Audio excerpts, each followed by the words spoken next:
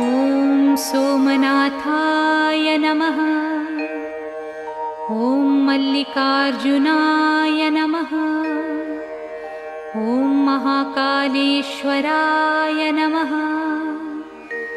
ॐ ओंकारेश्वराय नमः। ॐ वैद्यनाथाय नमः। ॐ भीमशंकराय नमः। ॐ रामेश्वराय नमः। ॐ नागेश्वराय नमः। ॐ विश्वेश्वराय नमः। ॐ त्र्यंबकेश्वराय नमः। ॐ केदारेश्वराय नमः। ॐ भुस्मेश्वराय नमः।